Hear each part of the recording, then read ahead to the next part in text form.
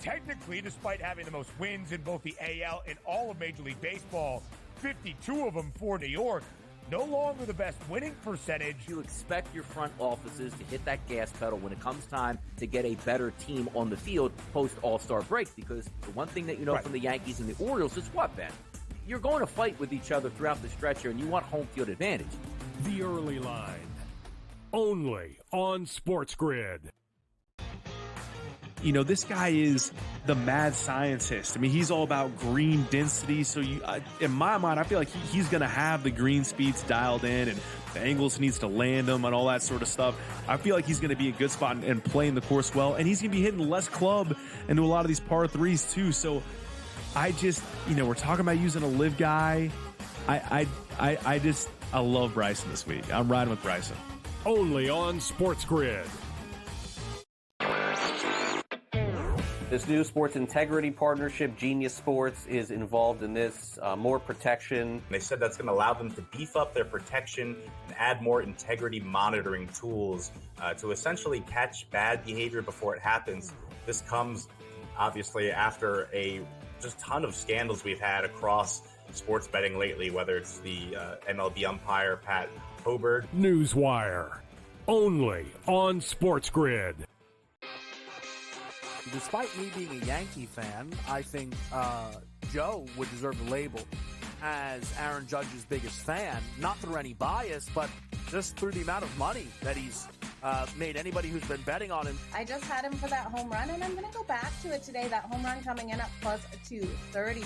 Max Fried here, while he has been strong, this is Aaron Judge. GameTime Decisions, only on...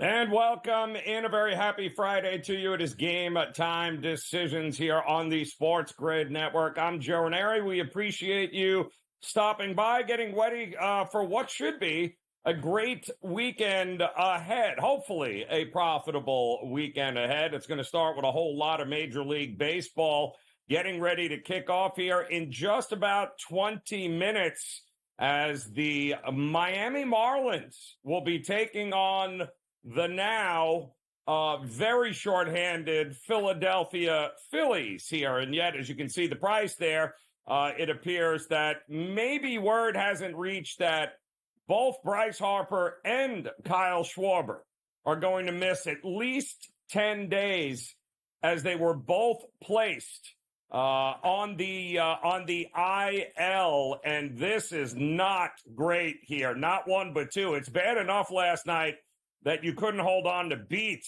the Miami Marlins with your ace Wheeler on the mound, but it's even worse that you managed somehow to lose, and you also lost the two most important players that you have on the team here with Harper and Schwarber. Looks like Harper, they say, could be activated as soon as July 9th. But let's face it, the idea that any of these guys are going to be available for the All-Star game is also in question. So the only good news is they do have at least another week or 10 days with the All-Star break kind of serving as that buffer in between to give him enough time to be able to figure it out. Schwarber with a groin strain, they are saying it's considered mild. It's a minimum of 10 days for him on the IL. But again, same situation where they will have at least an opportunity to get a little extra rest in there, as the All-Star break will kind of give them that buffer. But there is no doubt that those are two very big injuries for a Phillies team that has been cruising along here. Best record in Major League Baseball. Best record in the National League at times, and now they're still a $2 favorite tonight against the Marlins, who over the years, let's be honest, have owned the Phillies here. Total 8 in this one, as Sanchez going for Philadelphia, Tyler going for Miami. We will also have coming up this hour the first pitch in about 40 minutes or so with the Washington Nationals taking on the Tampa Bay Rays. That's going to be in the Trop with Eflin taking on Parker here. Those are your two Major League Baseball games that will start here within this hour. And we will, of course, have some plays here coming up with the rest of the card tonight, including the New York Yankees. Will they or won't they ever win another game? It doesn't look great, given the fact that they can't seem to score any runs, but have no problem giving up at least 10 runs a game. And you're looking at a team right now, the Yankees, that, hey, if you would have told me at this point that they'd have, 53 wins on the season when we got to July, I would say mission accomplished. But Yankee fans are absolutely greedy, and they think they're going to win 106, 107, 108 games. And I just never thought that was realistic without Garrett Cole being in the mix. Well, he is back. They are going through it, but they do have a very beatable team tonight to get back on track with the Toronto Blue Jays, who looked like world beaters yesterday. And congratulations, half that team in likelihood will be on either the Baltimore Orioles or the New York Yankees in just another month. We did also hear today in the NBA that we got some new news here, some trades in addition to the 2 days of the NBA draft, which we were not used to. And I don't know if you guys heard this, but it turns out that Bronny James was actually drafted by the Lakers. And I know I had to pull over on the side of the road myself. I could not believe that news. But that is the only thing we have heard about now over the last 48 hours here. And by the way, he picked a number. Number 9. That too came across the phone in a red hot alert earlier this afternoon. That's going to be funny to see if he even steps on the court, much less anybody care about what his number is. I will say this, though. They weren't the only ones making moves. The Dallas Mavericks have traded Tim Hardaway Jr. and 3 draft picks to the Detroit Pistons for Quentin Grimes. And you got to love that. Hardaway was a no-show in the playoff run here for the Mavericks, especially when it mattered the most against Boston. And not because he was always hurt, but just simply because he wasn't serviceable at all. And now the Dallas Mavericks have decided they need somebody with a little more offense, somebody that they can rely on. And certainly the Detroit Pistons had no problem stocking up on more draft picks in the future, 3 second-round picks to the Detroit Pistons for Quentin Grimes. And it looks like Toronto also threw in the mix in that way. But it just wasn't a great fit there for Hardaway Jr. He actually got there as part of the Porzingis trade back in 2019. He did have some great seasons in Dallas, mostly off of the bench. He had a bunch of finished top 10 in the Sixth Man of the Year voting over the last couple of years. This team and him, it just did not work out. He fell out of the rotation as they were making that run to the finals this year, and really just never, it wasn't a glue guy there. It just did not work once they made the trades and brought in Washington and company, and it just did not work out. But $16 million in the final year of his contract, I guess they decided it's now time to move on, and they'll bring in Grimes, who is making a quarter of that money right now, just about $4 million. Obviously, a lot of flexibility there when you've got a couple of guys that are going to be set to make a whole lot of money on that Dallas team there, certainly with Kyrie and Luka at the top of the food chain. And I think they know where they have to go. So I was wondering when we were going to hear from Dallas and what would be some of the moves after bringing in Gafford in Washington. They know what they got to do if they're going to contend. It can't be the Luka and Kyrie show. they're going to need some other shooting and some guys that they can rely upon, and they're addressing that now right after the season. So good stuff there by them. We also are still trying to lick our wounds here, at least Team USA is, in the Copa American, because that was not a great situation last night against Panama. The loss there in epic fashion by having one of your best players get red carded and thrown out in the 18th minute of the game. Not a good look. And now it puts them in a spot where they have a must-win game coming up Monday against one of the toughest teams in this competition, Uruguay, who has a few trophies in this Copa America. In the past, this is what many people thought was going to be a top 3 or 4 team. The odds reflected it pre-tournament, and now their only shot at advancing here is by going through that team, and not a good look by the American team there as they try to get back up and see if they can do it. If they can beat Uruguay on Monday, then I like their chances altogether. You may want to take a look at the current odds board when you get a chance to see where they're at in that game and where they are for the tournament, because a win there, they'll show me a little something. All right, we have much more to get to in Major League Baseball. We got an NHL draft here tonight. Much going on as Game Time Decisions gets ready on a Friday here on the Grid.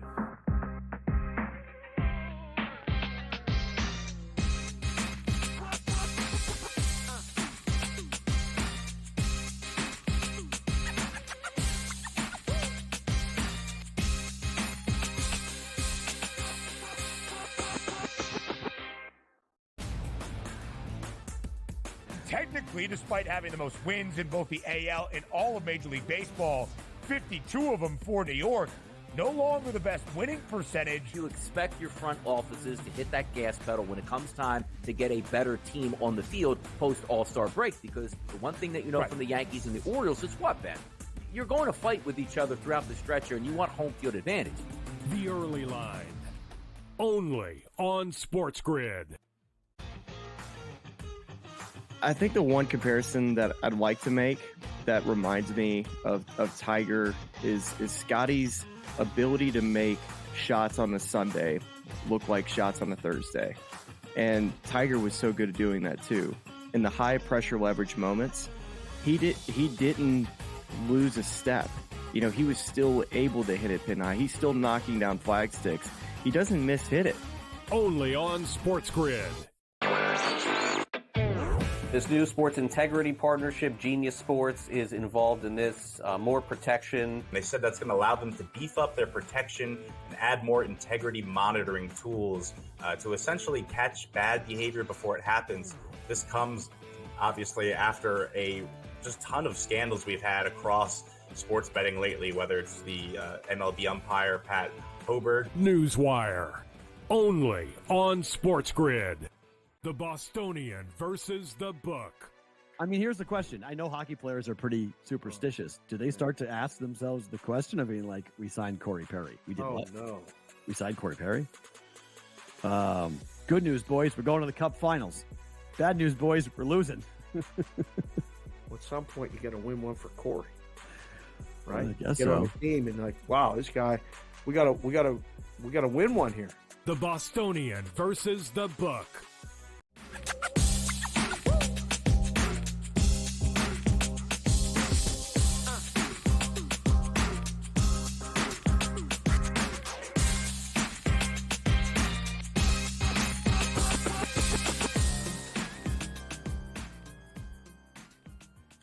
All right, welcome back in Game Time Decisions here on the SportsGrid Network, and that is exactly what we're going to do here as we get ready for some Major League Baseball. 2 games getting ready to start in this 6 o'clock Eastern Time hour, just a couple of minutes away, with Miami taking on Philadelphia. Adam Kaufman stepping in here, and no doubt he is going to look at this game here. And what a 24 hours it has been here, Adam, for Philly. We were on air last night, in fact, with In-Game Live, and we watched Philadelphia throw up all over themselves.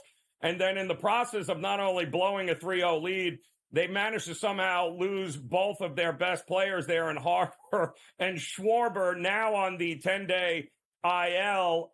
Just mind-blowing. And yet here they are, still a $2 favorite, but that's not going to scare you, is it? So listen, I realize, Joe, it doesn't work this way in gambling. But as far as I'm concerned, the Phillies owe me. I was on the run line yesterday. They were up 3-0 midway through that game and then threw up all over themselves, and not only didn't cover the run line, didn't even win as minus 300 favorites. Absolutely asinine the way that game unfolded, and like you said, lost a couple of key players along the way. And then, as you noted earlier in the program, I'm not sure the lines have totally reflected it, still being minus 200 or thereabouts favorites here today. But there's no question that even the absence of two big bats, they still have the much better pitcher in this matchup in Christopher Sanchez, who has thrown the ball very, very well this year. I like the Phillies. I don't see a whole lot of value in playing that money line unless you're going to use it as a parlay piece with something else, maybe a couple of heavier favorites, get yourself something that's in the vicinity of even money, maybe a little bit better. But I have gone back to the Philly run line. I'm going back to the minus 1.5. But truthfully, what might be a little bit more advantageous if you didn't want to follow me on that. Couple other plays that I've made on this game, under 8 runs, because I just think the offense is going to be a little bit sparse on both sides. Some of the projections at various places that I like to look around had this game as low as 5 or 6 runs. So going under 8, I feel pretty good about. But in particular, and this game starts in about 4 minutes. I'm on with you for the next 15. We could have ourselves a live sweat right here if you want to roll on this one with me. With no Harper, no Schwarber, I decide to invest in the Nerfy in the opening inning here. The no-run first inning, no runs, Philadelphia and Miami. And looking at it, I know obviously a very limited sample for Kyle Tucker, but he is 1-0 to the Nerfy, and Sanchez is 11-4 this year, which is not great. It's about 75%. But nevertheless, I think with those bats missing for Philadelphia, I like the Nerfy here. It could be fun. Maybe we can make some money together before I sign off. All right, so from one degenerate to another, I'm in with you. There we go. Just made the play. Okay, beautiful. So let's move on to another game here. That's how easy that was. I agree with you, though. And having said that, now it'll probably be 10-0 heading into the second inning. Let's talk about the other game coming up in about an hour. Miami, too. It'll be 10-0 Miami. I'll just lose everything. Oh, I know. I have not been able to bet them correctly all year long, but hopefully a no run in the first inning is exactly going to turn that around. I don't know why it feels like this price is so short with the Orioles. Scherzer going for the Rangers. It just feels too short to me. Scherzer's only his second time out. We saw what Cole did his second time out against this lineup. It didn't work out all that well for him. I don't know why we think Scherzer's going to be any different. I mean, this is really still spring training for these guys. And I get the better team at minus 130. It just feels wrong. Are we being set up here? So, not to be too married to the Nerfy train, but this is another one that I have played the no-run first inning simply because, again, Scherzer, he went, 4-5 scoreless in his opening game against the Royals. So, obviously, no runs allowed, just the one hit, as a matter of fact. But Albert Suarez on the other side is 8-1 to the Nerfy. He's converting about 90%. So, this is another Nerfy investment that I made. But I agree with you. I played the Orioles on the money line. I think the number is way too short for a team that is hitting the ball like crazy. And Scherzer, I just, even if he pitches well, I just don't see him going deep into this game because, as you noted, this is essentially spring training. It's only his second start of this season coming off of that injury. And Suarez is throwing the ball very, very well. He's not some scrub coming in with a 5.5 ERA. He's been excellent so far this year. So, if you want to, I would understand staying away from the first 5 money line for the Orioles if you think that, Suarez allows a run or two and Scherzer's lights out again. But if you're going to see the Texas bullpen for 3, 4, maybe even 5 innings, I think it's a really advantageous spot for the Orioles to go full game on that money line. Yeah, I could not agree with you more there. And listen, sometimes it walks like a duck, talks like a duck, people. It's a duck here. I'll take the better team at home in this spot here. What are we doing with the Yankees tonight? Are we backing? Are we catching this falling knife? Are we completely convinced Toronto turned something around? I mean, Kikuchi is a lefty. Yankees can't hit lefties, but does it really matter at this point with these two teams? This team sucks. There is no Thank other you. way to put it. I mean, we were talking on my show last night about, why you should be investing a unit or two in the Orioles to win the division, and you could get them at a good number right now because the Yankees are going to continue to fall. Now, that being said, I did bet the Yankees on the money line tonight. I think this is a nice bounce back spot. I was on Toronto plus money yesterday, and that was right around plus 115 when I got it. Got a little closer to even money by the time first pitch rolled around. It was just, a really solid spot after the rain delay and the Yankees playing deep into the night and then having to travel and, Toronto getting as much time just to basically wait as it had. But that being said, even playing field for everyone at this point in time. And Stroman has been really solid this year. So I do like it as a bounce back spot for New York tonight. Yeah, well, I mean, what have they been outscored? Like 36 to 6 or something over the last 3 games. But it's not counting? Been pretty.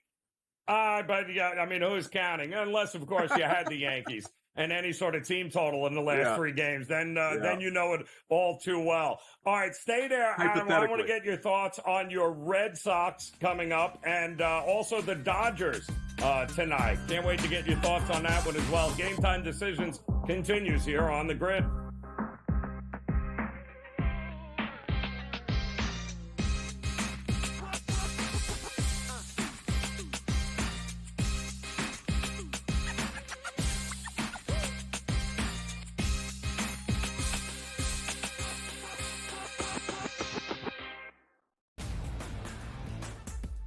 Technically, despite having the most wins in both the AL and all of Major League Baseball, 52 of them for New York, no longer the best winning percentage. You expect your front offices to hit that gas pedal when it comes time to get a better team on the field post All-Star break, because the one thing that you know from the Yankees and the Orioles is what, Ben? You're going to fight with each other throughout the stretch here, and you want home field advantage. The Early Line, only on SportsGrid. I think the one comparison that I'd like to make that reminds me of Tiger is Scotty's ability to make shots on the Sunday look like shots on a Thursday. And Tiger was so good at doing that too. In the high pressure leverage moments, he didn't lose a step. He was still able to hit it pin high. He's still knocking down flag sticks. He doesn't miss hit it. Only on SportsGrid. This new sports integrity partnership, Genius Sports, is involved in this. More protection. They said that's going to allow them to beef up their protection and add more integrity monitoring tools to essentially catch bad behavior before it happens. This comes obviously after a just ton of scandals we've had across sports betting lately, whether it's the MLB umpire Pat Hoberg. Newswire, only on SportsGrid. The Bostonian versus the Book. I mean, here's the question. I know hockey players are pretty superstitious. Do they start to ask themselves the question of being like, we signed Corey Perry? We did what? No. We signed Corey Perry? Good news, boys. We're going to the Cup Finals. Bad news, boys. We're losing. At some point, you got to win one for Corey, right? I guess Get so. on the team and like, wow, this guy, we gotta win one here. The Bostonian versus the Book.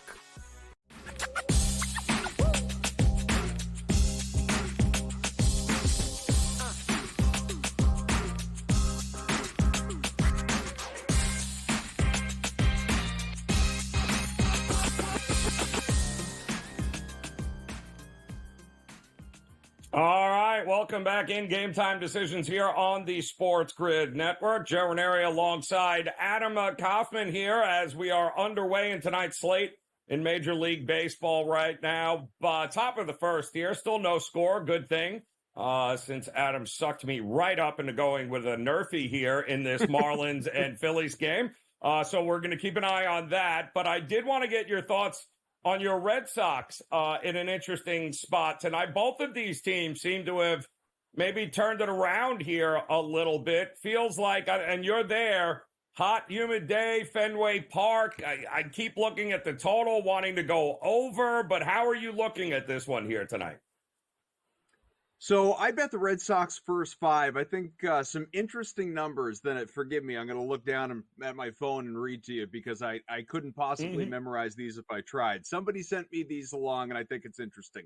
The Red Sox are 0-11 on the run line. Now, mind you, obviously that's winning by multiple runs, but 0-11 on the run line, 1-10 overall since April 12th as a favorite of less than minus 245 in series openers. Now, I realize that is a mouthful of stats to throw at. It's like, what is somebody on a Wednesday when it rains and it's kind of dark out? Like, baseball has a litany of these numbers that we just have to kind of consider and parse through. But the Red Sox, they're also 0-6 since May when coming off of an off day. And all of those losses were by multiple runs. If you wanted to go with the dog on the run line, you could get a really fat number on that with Nick Pivetta on the mound here. But I do think the Red Sox, I think Pivetta is good enough to have them either leading through 5, or even if they're tied through 5 and it voids, you get your money back, obviously. Bullpen's been a little inconsistent. You can't argue this team, though, has been, generally speaking, pretty good over the last couple of weeks. I mean, they went from being a 500 team 2 weeks ago to 6 over right now and right there in the mix for a playoff spot in the American League. Now, that's a watered down playoff spot with all those extra wild cards that we have now. But nevertheless, it's a team that is competing. It's fun. It's energetic. It's in these games despite so many injuries. But as far as this one here tonight, the numbers would say go with the dog at plus money. I just can't bring myself to do it, but maybe that's my Red Sox fandom. Yeah, I'm with you. I mean, Randy Vasquez, night and day, pitching at Petco and pitching away. I mean, his ERA is nearly twice that when he goes on the road, and I don't want to have to worry about that heading into a hitter's park like Fenway. And Pivetta, I think they've won his last 4 starts, so this should be a good one here tonight for the Red Sox if they can get that going. What about, and a lot of people have been very confused about this line tonight with the Dodgers taking on the Giants, who have won 8 of their last 10. They got Webb on the mound tonight. They have not beaten the Dodgers in a series since 2021. The Dodgers basically either sweep them or get 2 out of 3 or 3. They always win the series against the Giants. It feels like this is the perfect spot with the rookie on the mound for the Dodgers. And Webb on the mound for the Giants. A lot of people think, why are the Dodgers this price? What do you think? Well, this is another one. The Dodgers in terms of following the trends, again, 9-0 since September 8th in series openers when not a minus 160 or greater favorite. I bring that up simply to say, and also without diving into more numbers and boring our listeners or viewers, that the Giants on the other side, not so great in similar types of series openers that you could, again, lay out a slew of these different facts. The bottom line is you have a great pitching matchup right now.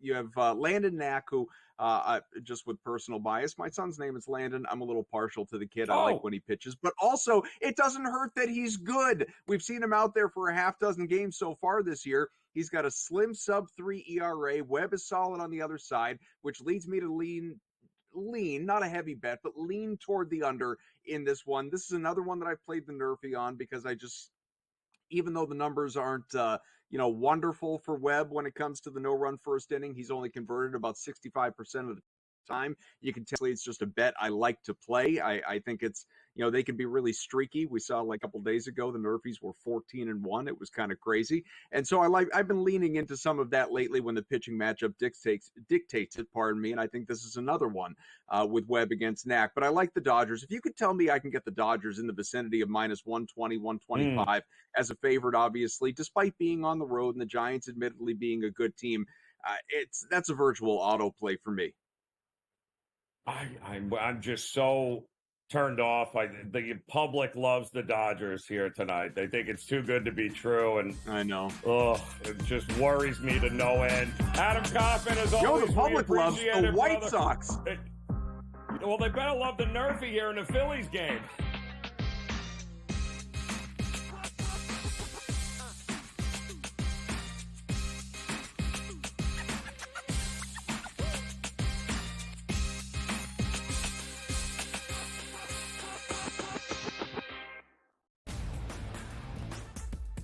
technically, despite having the most wins in both the AL and all of Major League Baseball, 52 of them for New York, no longer the best winning percentage. You expect your front offices to hit that gas pedal when it comes time to get a better team on the field post All-Star break, because the one thing that you know from the Yankees and the Orioles is what, Ben? You're going to fight with each other throughout the stretch here, and you want home field advantage. The Early Line, only on SportsGrid. I think the one comparison that I'd like to make that reminds me of Tiger is Scotty's ability to make shots on a Sunday look like shots on a Thursday. And Tiger was so good at doing that too. In the high pressure leverage moments, he didn't lose a step. You know, he was still able to hit it pin high. He's still knocking down flag sticks. He doesn't miss-hit it. Only on SportsGrid. This new sports integrity partnership, Genius Sports, is involved in this. More protection. They said that's going to allow them to beef up their protection and add more integrity monitoring tools to essentially catch bad behavior before it happens. This comes, obviously, after a just ton of scandals we've had across sports betting lately, whether it's the MLB umpire, Pat Hoberg. Newswire, only on SportsGrid. The Bostonian versus the book. I mean, here's the question. I know hockey players are pretty superstitious. Do they start to ask themselves the question of being like, we signed Corey Perry? We did what? No. We signed Corey Perry? Good news, boys. We're going to the Cup Finals. Bad news, boys. We're losing. At some point, you got to win one for Corey, right? I guess Get on so. the team and like, wow, this guy, we gotta win one here. The Bostonian versus the book.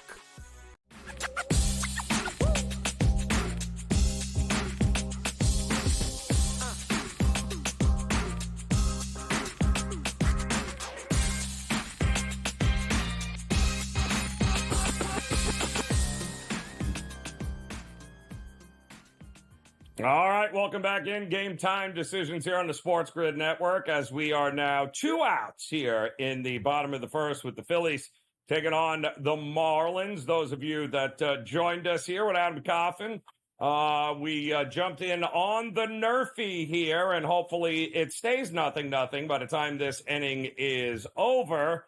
And I'm always hesitant to bring in George Kurtz here because Kurtz will probably tell us that he, in fact, was on the yes. We were expecting a run in the first inning here. But, George, welcome in, my man. It's a busy slate tonight in Major League Baseball. And also there's a big NHL draft here tonight at the Sphere in Vegas, where I believe last check with Dave Sherapan is that he was partly melting as well. And it's still about 100. Nothing says hockey like 113 degrees in the middle of the desert. I'll tell you that there. But I didn't look. How are the Islanders set up here in the draft? Are they, because we all know they blew this year. So do they have, are they somewhere in the middle? Or do they even have a first round pick here tonight? As of right now, 6:34 Eastern, for the first time since 2019, they will have a first round pick. All right, so listen, I think Lamoriello, I think the game was passed him by. He's the Islanders general manager. He's a Hall of Famer, no doubt, but I think the game was passed him by, and he's traded every other first-round pick for middling players. J.P. Peugeot, Leo Ramonov. We're not talking top-of-the-line players here. So he keeps trading away first-round picks. That's because he doesn't care about developing. He's not going to be around long enough to see those players come out, right? He's 80-plus, something years old. So it's been disappointing, but he does. The funny thing was probably about maybe 4 to 6 weeks ago, I get an alert on my phone, just a headline. Islanders trade first-round pick. Yeah, of course they do. And then you realize, okay, they just swapped a first-round pick and picked up an extra second, stuff like that. So they went from 18 to 20. So the Islanders have the 20th pick. As for this draft as a whole, we all know Macklin Celebrini, he's going first. He's going to the Sharks. After that, it gets a little bit more interesting when we can figure out who's going where. Celebrini is not Bedard. All right, he's not that kind. He's a good player, but we're not talking transgenerational player here. But he will make the Sharks better. No doubt he'll make the Sharks a better team. I think he also has connections to San Jose. So, Sharks were terrible. They're not going to make the playoffs next year, but they have someone to build around. All right, that's really where it goes. They have someone to build around here. After that, most people tell you, first 5-6 players, okay, good. then it becomes crapshoot time. You're really just guessing here. Really? It's a middling draft, so like what the NBA was. Same thing here. No real. Oh wow, can't wait to see where this guy goes. No, it's kind of blah here. No goalies are expected to go in the first round. That's not a rarity. That's generally what happens in the NHL for a position that's so important here. I don't know. They always wait on goalies. You always find these guys later in the draft here. So that's how it should go tonight. We might get a trade or two. Wouldn't shock me. Teams moving up if a certain player does fall. Like I said, there's only about 5, 6, 7 players that most scouts rate as top line, maybe the top 4 players here. So one of those players were to fall for whatever reason, then I think you could see teams trying to trade up to grab that guy. They are very defensive heavy is what I've heard here about this draft, where teams can really stock up and get some depth, especially with big old defensemen, which is great. Not everyone can be, a 50-goal scorer a year at the top of the draft, but it is interesting how much longer and how many more of these draft picks do the Blackhawks have that when we start finally talking about? I mean, either way, they're going to get whatever the next best guy is in this draft, right? I mean, at some point, when do we start seeing the returns with the Blackhawks here that these kids are actually living up to it? Well, the Blackhawks are a bad team. It's going to take a while. All right, Yeah. They shredded down. This is what happens, by the way, when you tank, and they tanked. All right, so okay, you got Bedard, but you had nothing around him. I mean, zero. So now you got to build around him. They had the 2nd overall pick. Now, consensus is, all right, they're not going to get Celebrini, right? He's the top player in the draft, top forward, but they could get the top defenseman, what you're saying here. And that might be good. The problem is in the NHL, defensemen take a long time to develop. It's rare that the defenseman's going to come in. He might play this year, but he won't be that guy for several years. Think of the Buffalo Sabres when they took Rasmus Dahlin. Everyone loved him. He was going to be the next god. And he is now. He's a really good player now. But it took 3 seasons before we saw that. But before that, we're in the microwave society, right? Everyone wants immediate results. Yeah. Before that, they want to ship him to the moon, right? Or actually to the sun and get rid of him because he wasn't playing all that well. They were patient, and it paid off here. So the 2nd pick could end up being, listen, I'm going to apologize if I butcher this name here, but Levshunov, the defenseman at Michigan State. He is the consensus number 1 defenseman. Should the Blackhawks go that way? They may not. Hey, listen, maybe they're going to want to get offensive talent around Bedard, and they're going to go with Caden Lindstrom from Medicine Hat of WHL. They could go with Yzerman, another top forward here. Now, that Yzerman is not spelled Y-Z-E-R. That's I-E-I-S-E-R. So a little different spelling here. No relation to Steve Yzerman, the general manager of the Detroit Red Wings. Ivan Demidov, a forward out of SKA, could also be another possible target of teams in the top 5.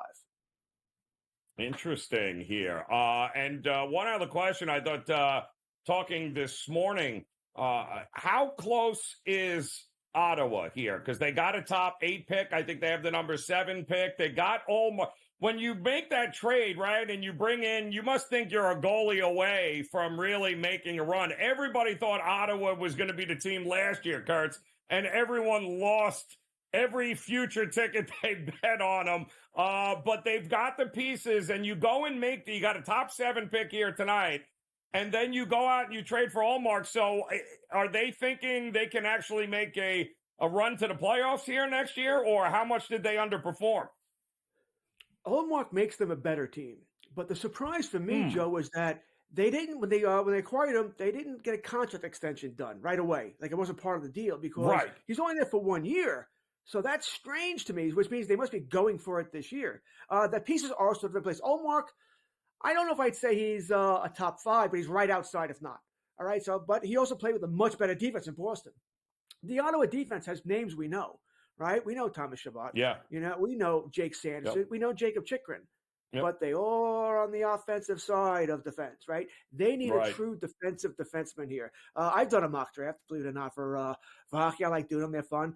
I don't think they're going to get the defenseman I mentioned earlier, right? The name I'm going to butcher once again, Artyom Levshunov out of Michigan State. I don't think they'll get him, but if the draft goes the way I think it's going to go, I think they're going to take the 2nd defenseman, Sam Dickinson out of London of the OHL.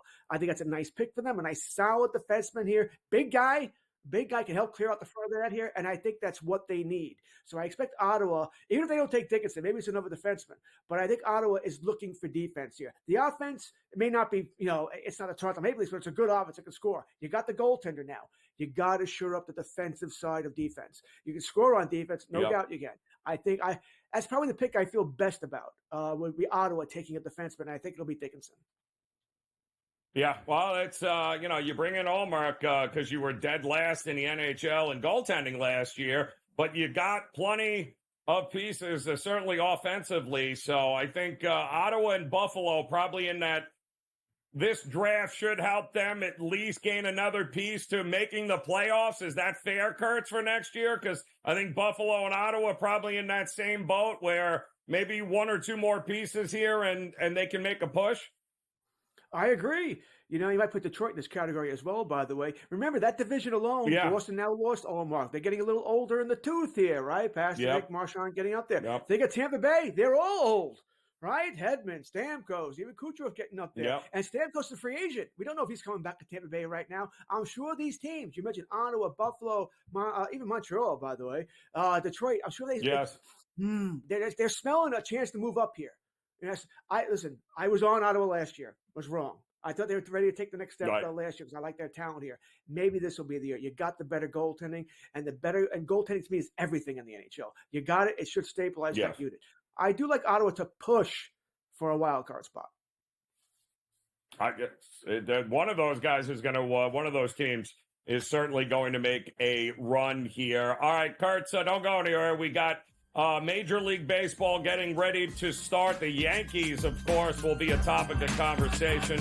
We'll do that when Game Time Decisions continues here on the Grid.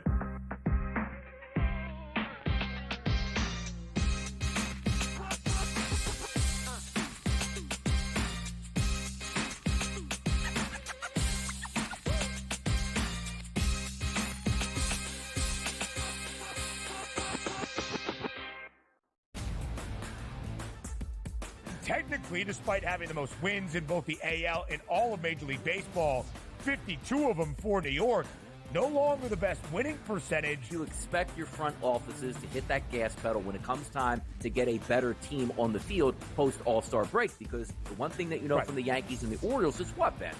You're going to fight with each other throughout the stretch here, and you want home field advantage. The Early Line, only on SportsGrid. I think the one comparison that I'd like to make that reminds me of Tiger is Scotty's ability to make shots on the Sunday look like shots on a Thursday. And Tiger was so good at doing that too. In the high pressure leverage moments, he didn't lose a step. He was still able to hit it pin high. He's still knocking down flag sticks. He doesn't hit it. Only on SportsGrid. This new sports integrity partnership, Genius Sports, is involved in this. More protection. They said that's going to allow them to beef up their protection and add more integrity monitoring tools to essentially catch bad behavior before it happens. This comes, obviously, after a just ton of scandals we've had across sports betting lately, whether it's the MLB umpire, Pat Hoberg. Newswire, only on SportsGrid. The Bostonian versus the Book. I mean, here's the question. I know hockey players are pretty superstitious. Do they start to ask themselves the question of being like, we signed Corey Perry? We did what? No. We signed Corey Perry? Good news, boys. We're going to the Cup Finals. Bad news, boys. We're losing. At some point, you got to win one for Corey, right? I guess Get so. on the team and like, wow, this guy, we got to win one here. The Bostonian versus the Book.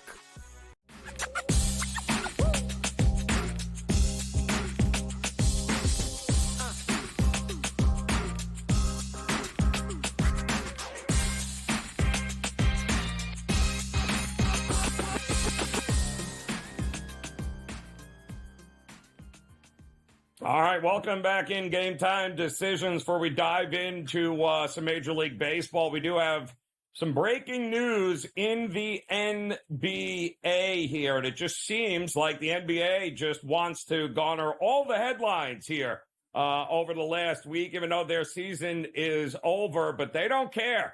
They want you to know what moves are being made, and they are, as the New Orleans Pelicans have traded with the Atlanta Hawks and picked up DeJounte Murray. How do you like that? Pelicans getting Murray. It looks like, wow, there's a lot to go over here. Atlanta, of course, got the very first pick in this year's draft. There was questions about, Trae Young and now DeJounte Murray. Are they going to coexist? Who's going to get paid? Who's going to get moved? Well, I think we are starting to see that take shape right now. We'll have more on the details, but DeJounte Murray on his way to the Pelicans with a trade by the Hawks. And George Kurtz, we are underway here tonight, Major League Baseball. Nothing in this Phillies-Marlins game. Let's just hope nobody else from Philadelphia gets hurt. Can you believe that? You lose last night in come-from-behind fashion by Miami, and then you lose not just Harper, you lose Schwarber, both going to the IL. That is not great news for the Phillies here. What were you looking at in this game? Well, the under was the easy choice, right? Kind of look at that with Miami anyway. So I think the under automatically. If they would have been playing anybody decent, or at least that had a decent starting pitcher against them, I probably would have taken the road team as well here. Miami, I couldn't pull that trigger, not with who they were throwing out there against Sanchez today. Because it's not that I think Philadelphia's going to lose to everybody, but I think it's a shock. They're not. We lost. We did what? We lost Short and Harper. Yeah. What? That sort of thing where you're in shock here. Sort of like when the Yankees lost Soto, it took them a second to figure it out there. So I wanted to do that. Took the under instead here. We got to remember, if you want to play the optimistic viewpoint here, the All-Star breaks in a couple of weeks. So teams are going to sort of stash people on the IL anyway because they get those extra 4 or 5 days here. So, Keith, I'm not saying that's what happened here, by the way. Not at all. Harper and Schwarber are hurt. What are you going to do? But it gives them an extra little leeway. Well, they get that extra 5 days. Let's throw them on the IL. Remember, it's not a 10-game. It's a 10-day IL. So that's something I always look for here, that when teams start to stash players on the IL. Still, brutal losses for the Philadelphia Phillies. I do wonder how long it takes them to get over that shock.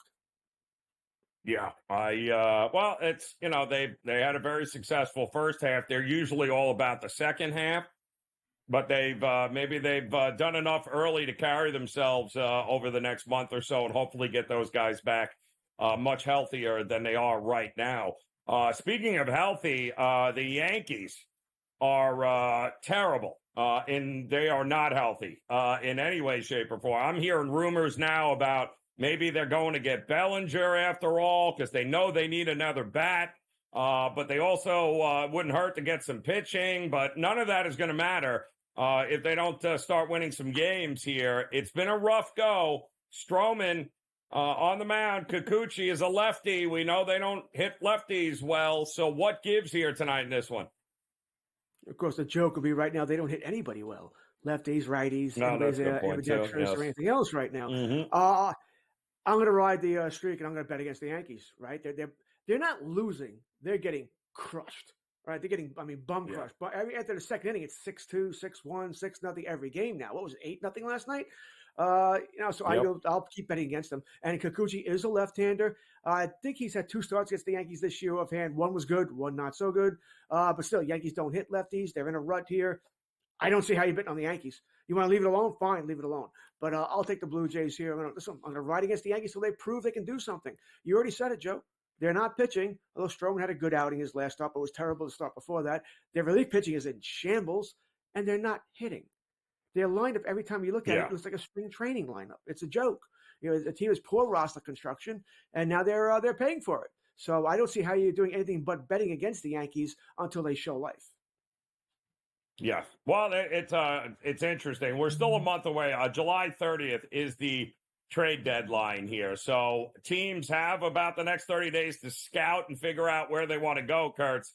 I love the whole Alex Bregman at third base for the Yankees, too. But I'm sure we'll hear more and more as this gets, as we move along here in the dog days of summer. That would be really don't like interesting. Him. The fans do not like him. Hey, I just don't see how that's going to work. Yankee garbage cans, I don't think they're going to have a problem with him. He goes 0 for 1. He strikes out in his first at-bat at Yankee Stadium. They will crush him. Yes. You can't bring in a Bregman. You can't bring in a Correa. You can't bring in an Altuve. It can't happen. Oh, you got to do it. As long as they deliver, they'll love them. They will forget all about those past regressions. They will forget all about it. That's right. Hit a home run and all will be fine there. Not so fine, though, are the Texas Rangers here tonight, who got blown out by Baltimore last night. I guess all is well because Scherzer's on the mound. The problem is this is only Scherzer's second start in about a year. So what are we going to get here tonight from Texas and Baltimore?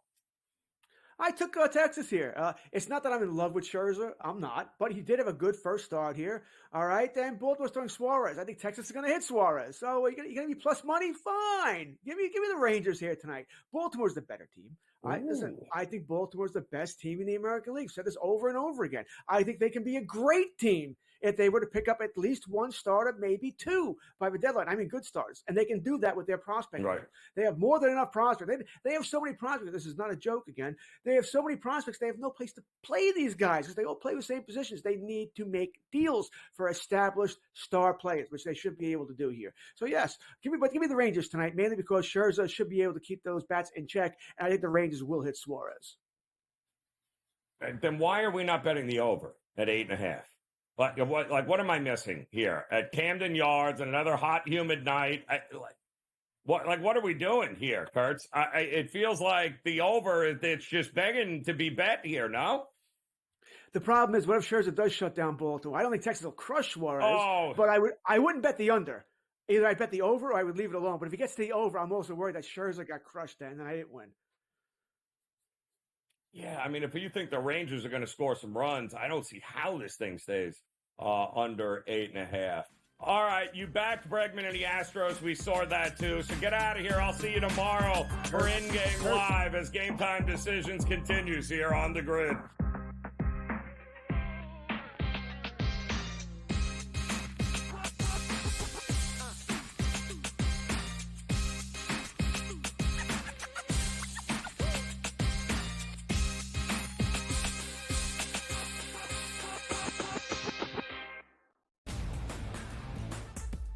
Technically, despite having the most wins in both the AL and all of Major League Baseball, 52 of them for New York, no longer the best winning percentage. You expect your front offices to hit that gas pedal when it comes time to get a better team on the field post All-Star break, because the one thing that you know from the Yankees and the Orioles is what, Ben?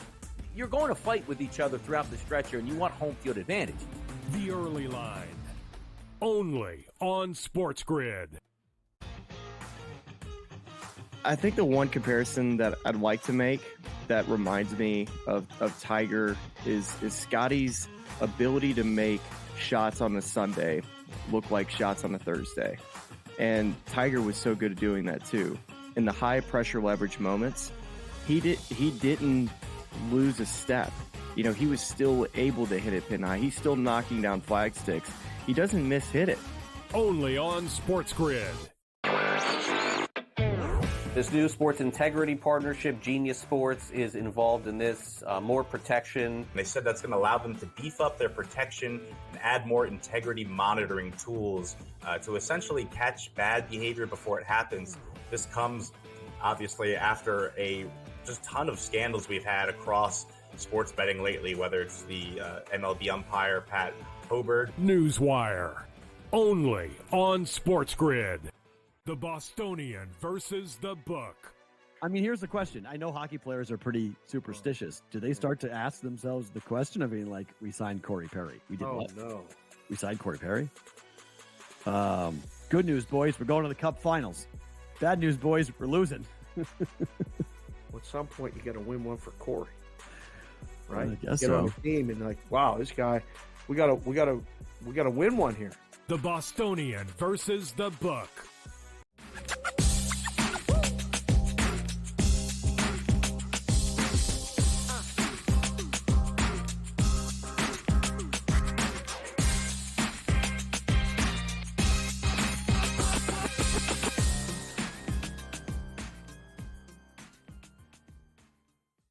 All right, welcome back in Game Time Decisions as we look to close out this first hour as we're getting ready. It's a big night in the NHL. The draft getting ready to get underway here in Las Vegas. So We will let you know once the names start getting called there. We've got plenty of Major League Baseball that is getting ready to get underway here in the 7 o'clock hour, including those New York Yankees, hopefully trying to get one back in the win column, something that they have not done an awful lot of lately, but they'll have an opportunity here with Stroman on the mound for them, taking on Kikuchi and Toronto. An absolutely embarrassing effort last night, but we'll see if they can get back on it here tonight. We also have coming up a game that everybody, this might be the most watched game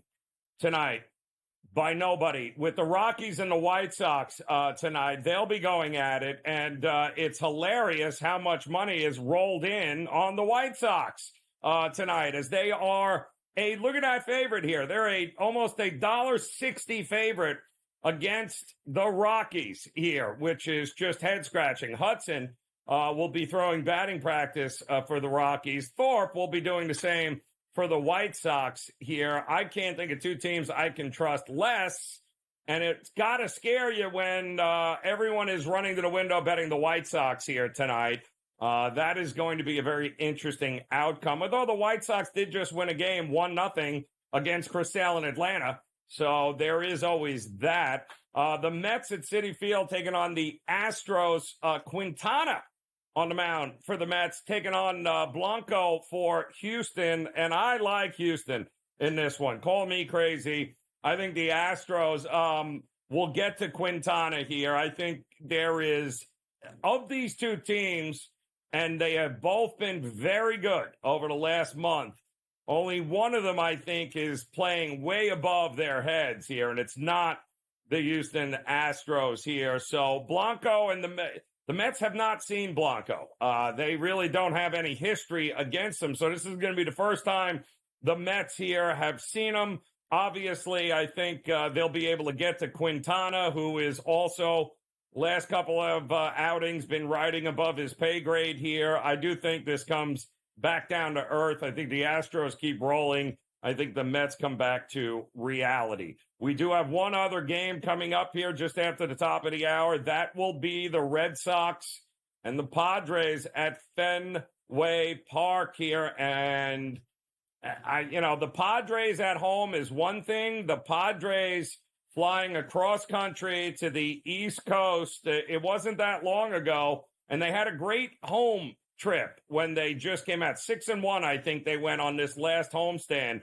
But the problem was they were coming off a road trip in which they couldn't hit water if they fell out of a boat.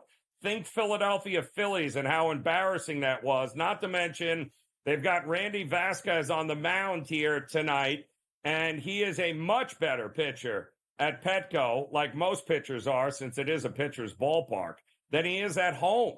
I don't see.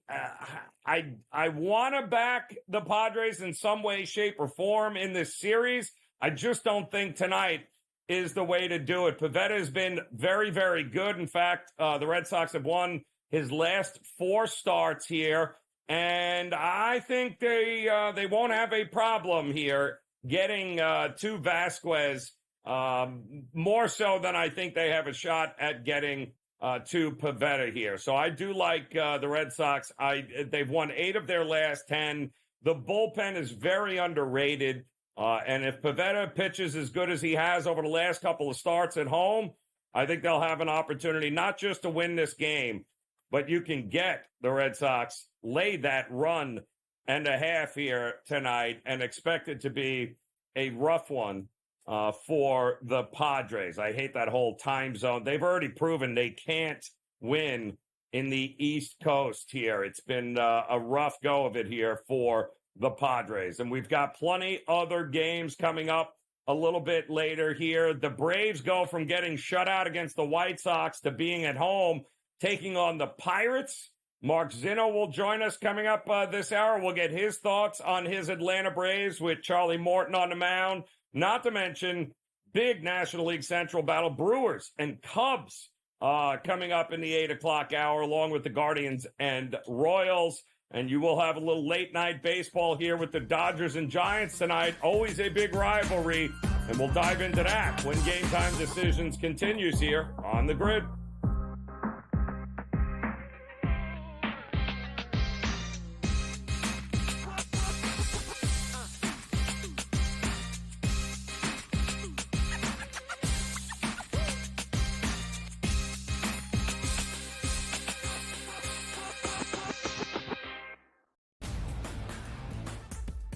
Technically, despite having the most wins in both the AL and all of Major League Baseball, 52 of them for New York, no longer the best winning percentage. You expect your front offices to hit that gas pedal when it comes time to get a better team on the field post All-Star break, because the one thing that you know from the Yankees and the Orioles is what, Ben? You're going to fight with each other throughout the stretch here, and you want home field advantage. The early line, only on SportsGrid. I think the one comparison that I'd like to make that reminds me of Tiger is Scotty's ability to make shots on a Sunday look like shots on a Thursday. And Tiger was so good at doing that too. In the high pressure leverage moments, he didn't lose a step. You know, he was still able to hit it pin high. He's still knocking down flag sticks. He doesn't hit it. Only on SportsGrid. This new sports integrity partnership, Genius Sports, is involved in this. More protection. They said that's going to allow them to beef up their protection and add more integrity monitoring tools to essentially catch bad behavior before it happens. This comes obviously after a just ton of scandals we've had across sports betting lately, whether it's the MLB umpire Pat Hoberg. Newswire, only on SportsGrid. The Bostonian versus the book. I mean, here's the question. I know hockey players are pretty superstitious. Do they start to ask themselves the question of being like, we signed Corey Perry? We did what? No.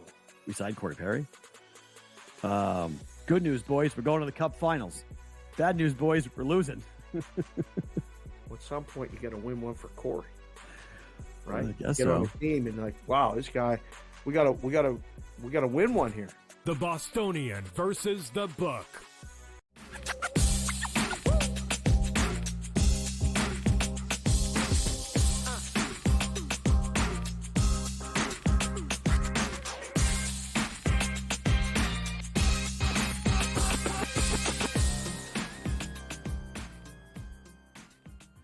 All right, welcome back in Game Time Decisions here, off and running hour number 2 as we're getting ready for a big night on the diamond. Major League Baseball, a couple of games already underway, including the Marlins and the Phillies. No score there. Also, Rays-Nats, no score.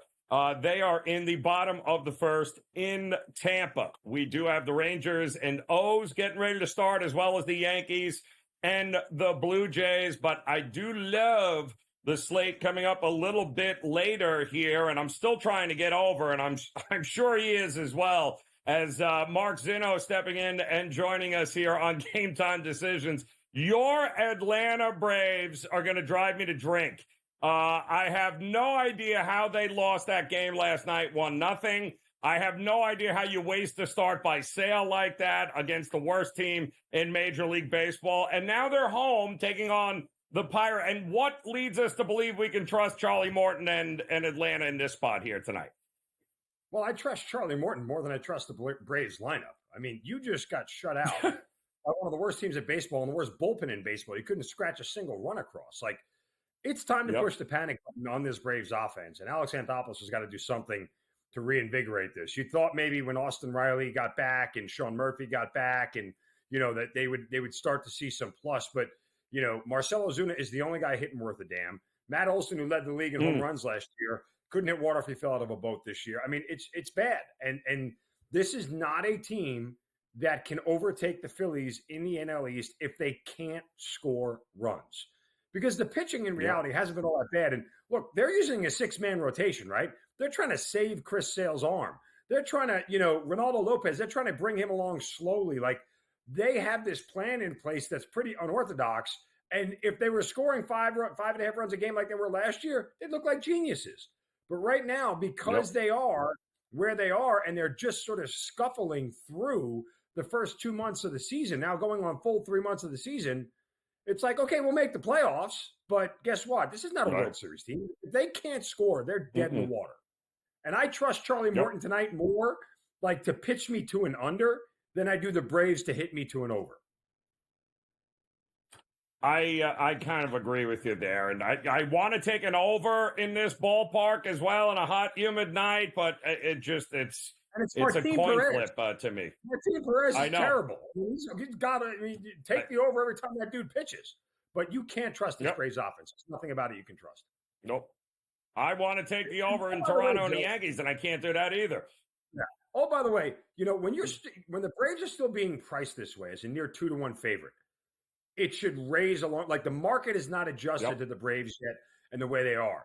I'm not playing the Braves above like 150, 160. No shot, because they just don't have consistency at this point to prove that they're better than a 2-1 favorite against anybody, even against the White Sox. Like you just can't. So if the Braves are laying 200, take the plus 1.5 with the underdog, and just know the Braves offense likely isn't going to do enough to beat you.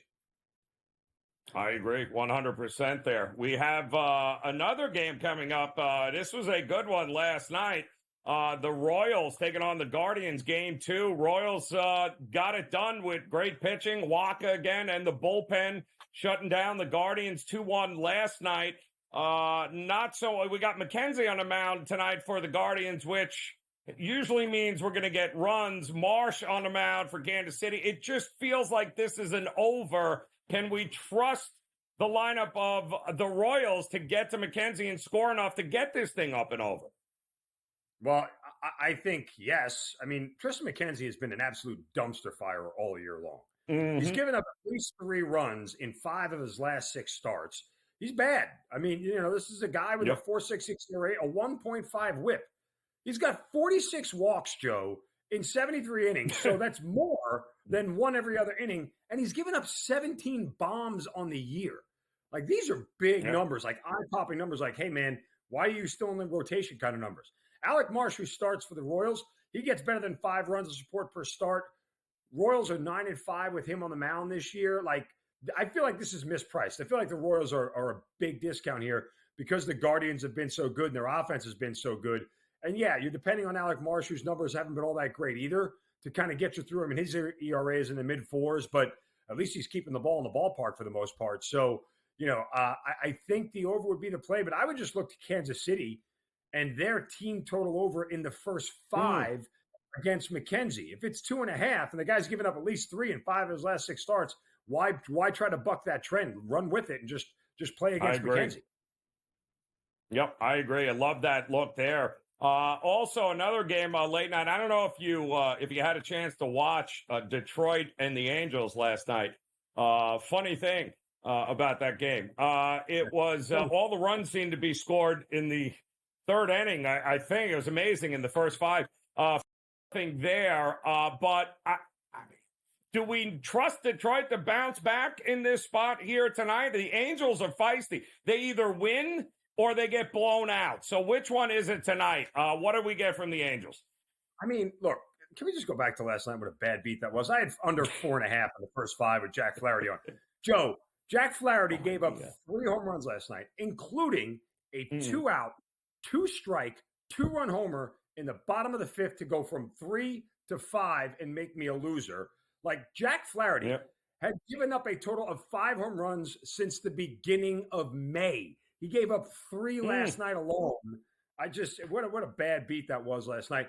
But here's the strange thing about the Angels. Like, I don't know, maybe the Athletics, or maybe just beating up on bad teams, but they scored 17 runs in the 3 games against the Athletics. They scored another 5 last night. No, by the way, they didn't score a single run the rest of the game after getting over 5 in the first 5 by themselves.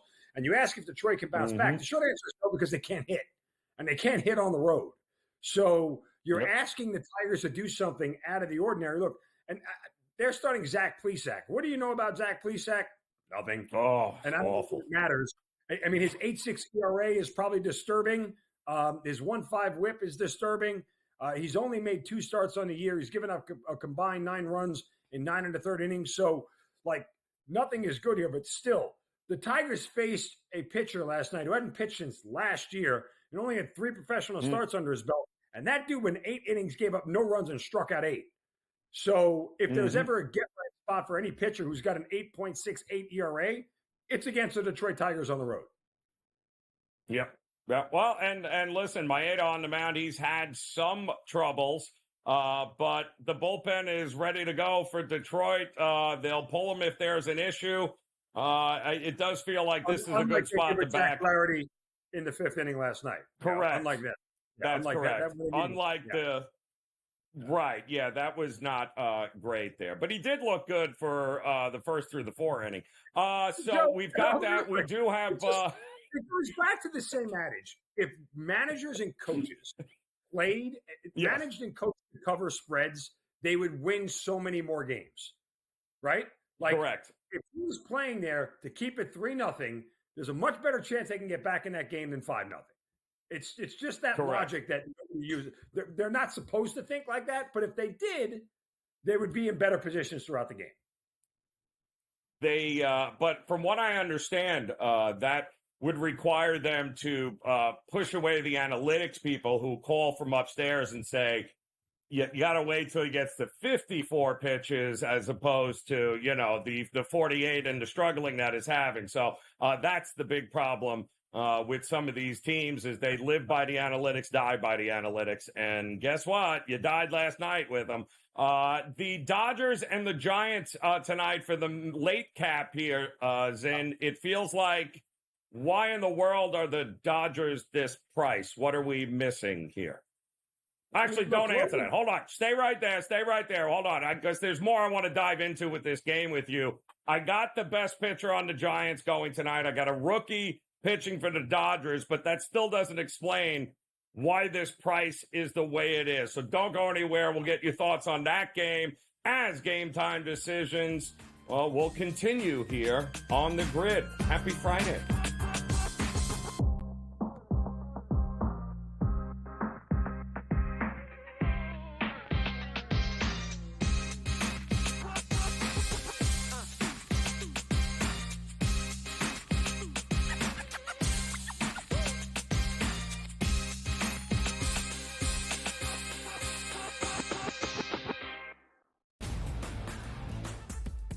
Technically, despite having the most wins in both the AL and all of Major League Baseball, 52 of them for New York, no longer the best winning percentage. You expect your front offices to hit that gas pedal when it comes time to get a better team on the field post All-Star break, because the one thing that you know from the Yankees and the Orioles is what, Ben? You're going to fight with each other throughout the stretch here, and you want home field advantage. The Early Line, only on SportsGrid. I think the one comparison that I'd like to make that reminds me of Tiger is Scotty's ability to make shots on a Sunday look like shots on a Thursday. And Tiger was so good at doing that too. In the high pressure leverage moments, he didn't lose a step. He was still able to hit it pin high. He's still knocking down flag sticks. He doesn't miss-hit it. Only on SportsGrid. This new sports integrity partnership, Genius Sports, is involved in this. More protection. They said that's going to allow them to beef up their protection and add more integrity monitoring tools to essentially catch bad behavior before it happens. This comes, obviously, after a just ton of scandals we've had across sports betting lately, whether it's the MLB umpire, Pat Hoberg. Newswire, only on SportsGrid. The Bostonian versus the book. I mean, here's the question. I know hockey players are pretty superstitious. Do they start to ask themselves the question of being like, we signed Corey Perry? We did what? No. We signed Corey Perry? Good news, boys. We're going to the Cup Finals. Bad news, boys. We're losing. At some point, you got to win one for Corey, right? I guess Get on so. the team and like, wow, this guy, we gotta win one here. The Bostonian versus the book.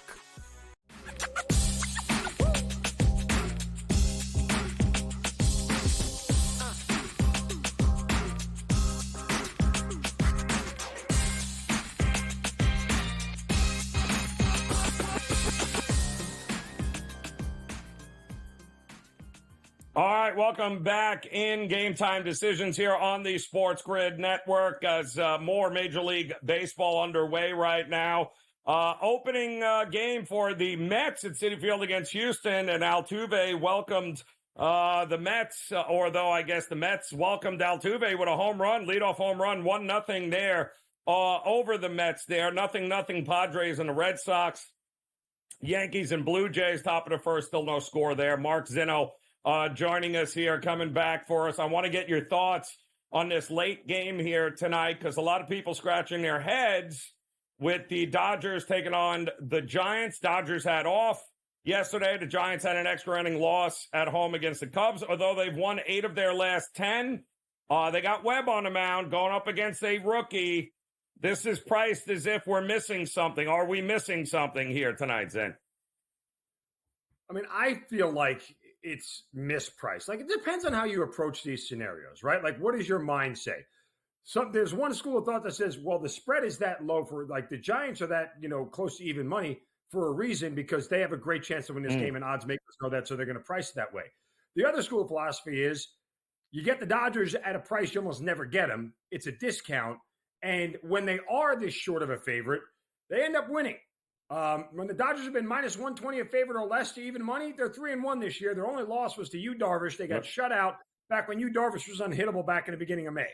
So other than that, when you see the Dodgers this short of a favorite, they usually take care of business and they usually score a lot of runs because they're a better team than who they're playing. And just for some reference, it was the Mets, it was the White Sox, and it was the Yankees that they were the 3 other wins that they had. Again, the Padres was the loss. So, and oh, by the way, it's interesting that James Paxton was a starter in 2 of those 4 games because we know how fugazi he is at this point in time this year and what his numbers are. So I think Logan Webb is great at home. He's the best Giants starter.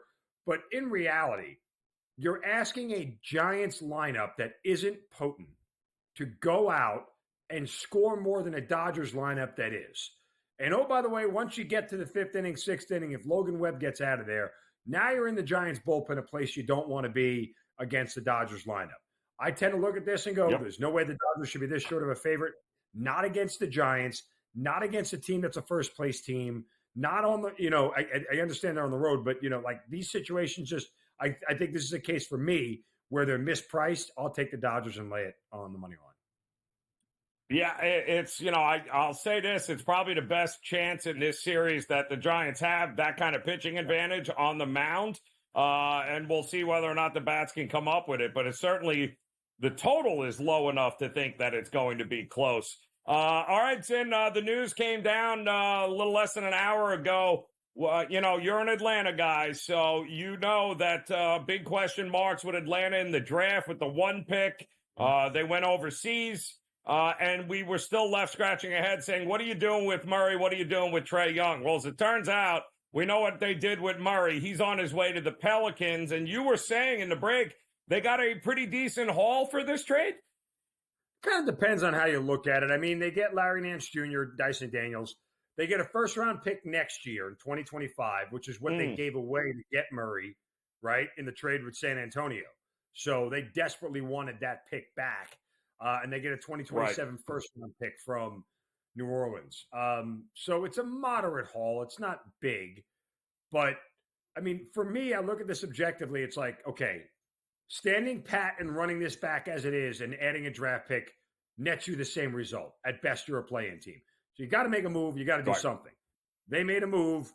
It needed to be done. I still think they traded the wrong guy.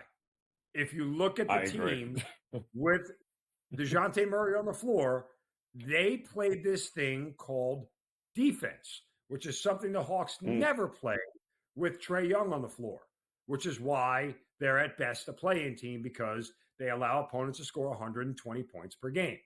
So the point simply is that they did not want to let Trae Young go. Now, I mean, listen, I have no clue, but a Trae Young trade may be coming alongside of it, which would be absolutely brilliant because that's what they should do, is just hit a reset button and completely start all over. I don't think they will, but there are no adults in the room in the front office. You have the owner's son as part of the brain trust. We talked about nepotism in the NBA with Bronny James.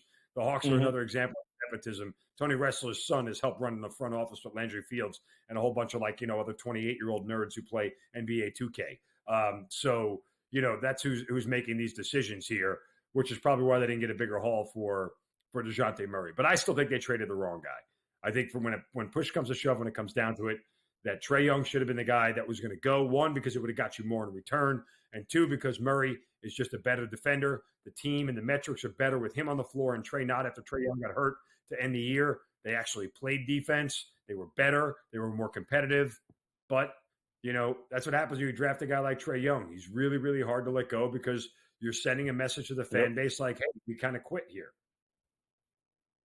He's not a great locker room guy either. I mean, I don't get it. But like you said, they may not be done. I do love it for the Pelicans, who I think are now, this signals Brandon Ingram is gone. There's been rumors about that to begin with. So you give me a guy like Murray a scoring guard who can play defense around. I love it. I absolutely love it. And he can stay healthy. I think this is a pretty good move for the Pelicans here. They're getting a pretty good scoring guard who plays defense. Not a bad move. Yeah. I mean, adding C.J. McCollum, healthy. Adding Zion Williamson, healthy. This is a team that can make some noise. I'm not saying they're going to be in the top 3 of the West, but they're going to be a nuisance next year for teams. They're going to be really – they could do something similar to what the Minnesota Timberwolves do, get in as a 4 or a 5 seed and then make a run and start to surprise some people, similar also what Dallas did this year. So, I love the trade for New Orleans. And, back to Trae Young real quick. Trae Young's not a bad player. He's a great player. But sometimes fit supersedes talent. And Trae is just not a fit in Atlanta. He needs to go somewhere else where he is the worst defender out there and everybody else does play defense, a la what the Clippers do with James Harden, and everything else seems to work out. Exactly. But the problem is if he's uncoachable or if he's got way too much say in an organization, it never, ever, ever works. Mark Zinno, always a pleasure, man. Enjoy the games. Go Detroit tonight, in fact. And GameTime Decisions will be back after this.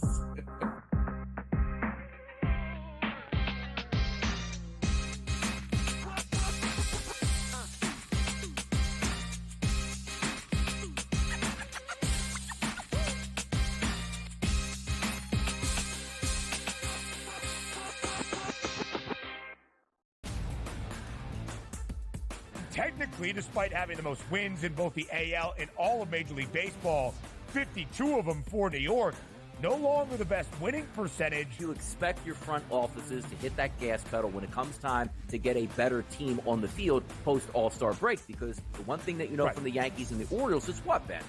You're going to fight with each other throughout the stretch here, and you want home field advantage. The Early Line, only on SportsGrid. I think the one comparison that I'd like to make that reminds me of Tiger is Scotty's ability to make shots on a Sunday look like shots on a Thursday. And Tiger was so good at doing that too. In the high pressure leverage moments, he didn't lose a step. He was still able to hit it pin high. He's still knocking down flag sticks. He doesn't miss hit it. Only on SportsGrid.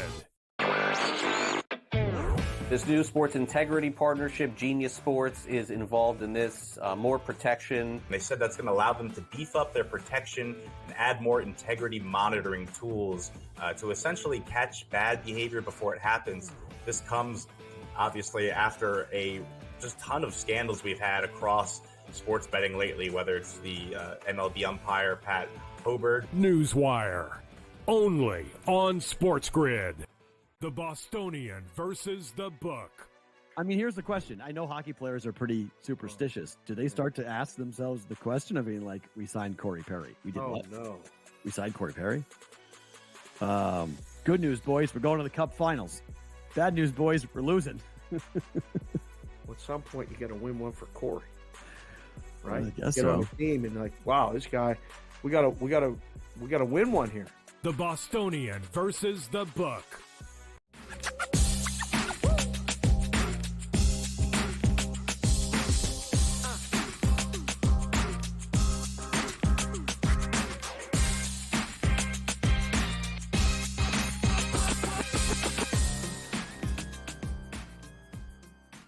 All right, welcome back in here. Game Time Decisions on the SportsGrid Network. A very happy Friday to you as we are off and running here on a slate of games here tonight, Major League Baseball. Some interesting scores thus far early on.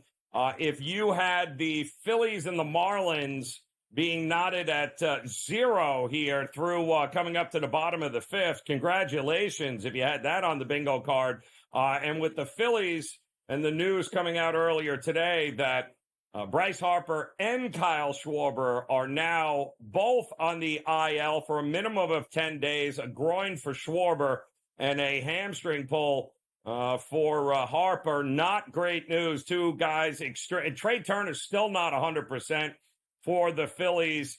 Not a great situation right now, and they can't obviously score runs against the Marlins pitching staff right now. However, scoring runs not a problem for Toronto as they just drove in one here, and you'll never guess who's getting started.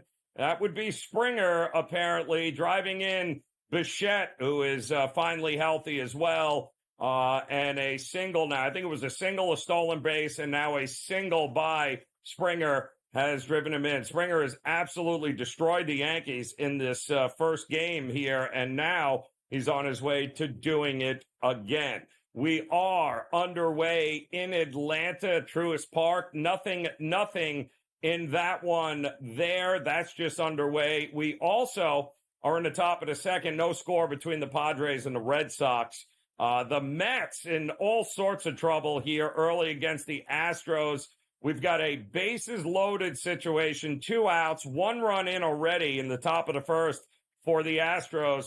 And Quintana is very close to walking in a run here right now. He's got a full count with 2 outs.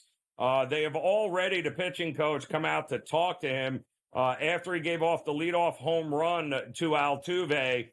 It did not get better from there. And we know the Astros, listen, this is what they're vintage for, right? Making guys, especially left-handers, work. They take pitches. They foul off a ton of pitches. They don't strike out a lot. And against a non-strikeout pitcher like Quintana, this was not a great situation here tonight. But he is 1 pitch away from getting out of this mess. But if he keeps throwing 25 pitches an inning, that bullpen of the Mets might very well be in sooner rather than later here. But it looks like he did get out. So 1-0 Astros against the Mets in that one. We do have, of course, much more baseball coming up here tonight. One of the games in which I'm looking forward to is going to be the Seattle game against Minnesota. Gilbert going up against Ober for Minnesota. I like this game because I like the over in this spot here. I think the Twins, the number 1 team in Major League Baseball when it comes to not striking out since June 1st. They are putting the bat on the ball. They have cut back on the Ks. That is going to be huge for them moving forward. Big scare last night with Carlos Correa, who left the game in the 7th inning after being hit on the right wrist. It was not, it looked like it wasn't going to be good, but apparently x-rays were negative, and it looks like he's going to be in that lineup here tonight, and that is good news. Byron Buxton also getting going here, so they are finally healthy, this Twins team here, and you can tell by the amount of runs that they've been scoring and how they have been swinging the bat. We can't say exactly the same thing for Seattle, especially on the road, but I think 7 is just entirely too low of a number from 2 teams. Seattle has become a very home run or bust team, and that's the problem with them. They are more than capable of hitting the ball out of the ballpark at home. They're a much better team at home than they are on the road. I just don't think they're going to run over the Twins here, so I think there is plenty of value on the over in this game coming up tonight. That, too, is going to be one of your late-night games.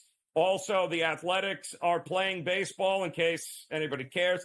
Sears versus Ciccone in that one, although the Diamondbacks got embarrassed last night.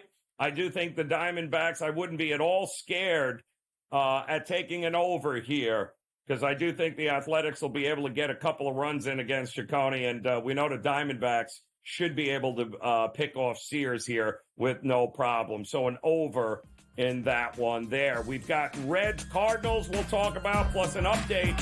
Chicago taking on the Brewers. We'll do that. Game Time Decisions continues.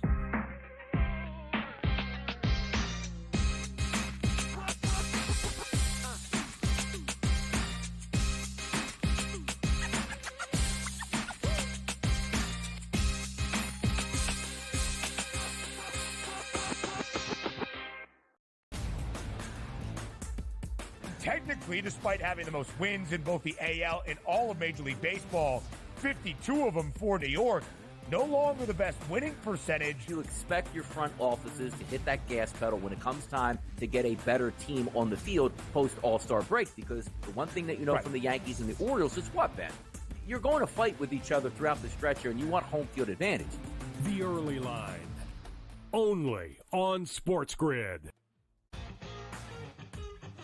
I think the one comparison that I'd like to make that reminds me of Tiger is Scotty's ability to make shots on a Sunday look like shots on a Thursday. And Tiger was so good at doing that too. In the high pressure leverage moments, he didn't lose a step. You know, he was still able to hit it pin high. He's still knocking down flag sticks. He doesn't miss hit it. Only on SportsGrid. This new sports integrity partnership, Genius Sports, is involved in this. More protection. They said that's going to allow them to beef up their protection and add more integrity monitoring tools to essentially catch bad behavior before it happens. This comes, obviously, after a just ton of scandals we've had across sports betting lately, whether it's the MLB umpire, Pat Hoberg. Newswire. Only on SportsGrid. The Bostonian versus the book. I mean, here's the question. I know hockey players are pretty superstitious. Do they start to ask themselves the question of being like, we signed Corey Perry? We did what? No. We signed Corey Perry? Good news, boys. We're going to the Cup Finals. Bad news, boys. We're losing. At some point, you got to win one for Corey, right? I guess Get so. on the team and like, wow, this guy, we got to win one here. The Bostonian versus the book.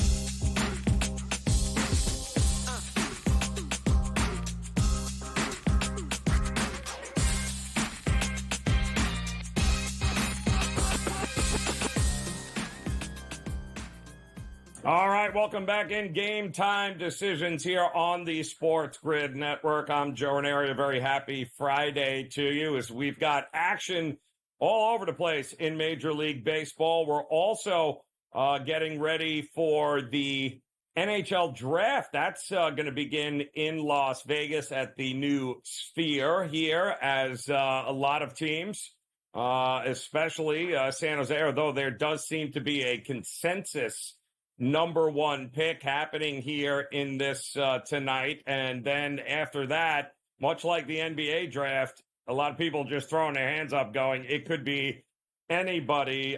Neither draft, in fact, the NBA or the NHL has a ton of high-profile guys that will move the needle for a franchise, which is, it's a down year in both sports there with the next generation of up-and-coming talent. So, but that means there's going to be a whole lot of diamonds in the rough for people, and that's ultimately how it comes. Don't forget, the Joker was a second-round pick for Denver in the draft moons ago. Draymond Green was a second-round pick that nobody even paid attention to. So there is a long history of guys making a name for themselves who you might not have heard of at the draft, but keep an eye on it because there's a lot of teams hoping to turn a corner with this draft here tonight.